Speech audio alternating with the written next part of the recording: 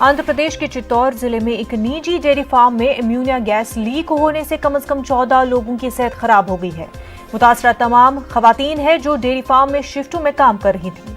मुतासरा खवातीन में से 3 की हालत तशवीशनाक बताई जा रही है। ज़राए के मुताबिक हादसे में 26 अफराद मुतासर हुए हैं। बेशतर मुतासरीन को चित्तौड़ के सरकारी अस्पताल में दाखिल कराया गया है, जबकि शदीद मुतासर अफराद को वेलूर CMC अस्पताल मुंतकिल कर दिया गया है।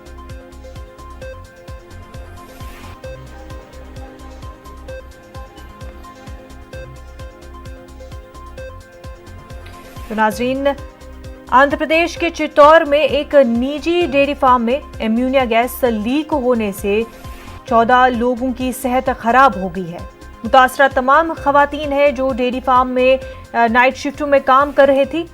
हमारे नुमाइंदे इसहाक इस वक्त हमारे साथ जुड़ चुके हैं। इसहाक, सबसे पहले तो ये बताएं कि जिन लोगों की सेहत खराब हो गई जो वहां पर काम कर रहे थे, उनकी कंडीशन इस वक्त कैसी है? देखा जाए तो पूरे 14 लोग में 3 लोगों की हालत बेहद खराब है। उन्हें चेन्नई के वेल्लूर हॉस्पिटल को शिफ्ट कर दिया गया। बाकी लोग जो है ना वो अभी ऑब्जर्वेशन में है।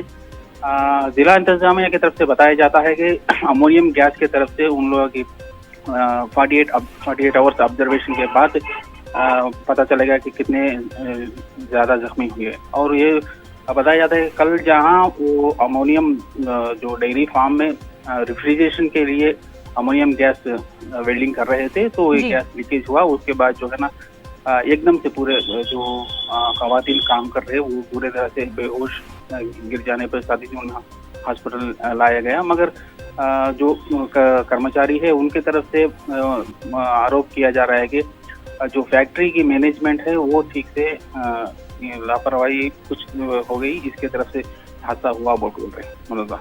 इसहाक, क्या इस मामले पर कार्रवाई हो रही है? क्योंकि जिस तरह से वहां पर काम करने वाले लोग बता रहे हैं कि फैक्ट्री की मैनेजमेंट की जानिब से ये लापरवाही हुई है और उस वजह से ये हादसा पेश आया है।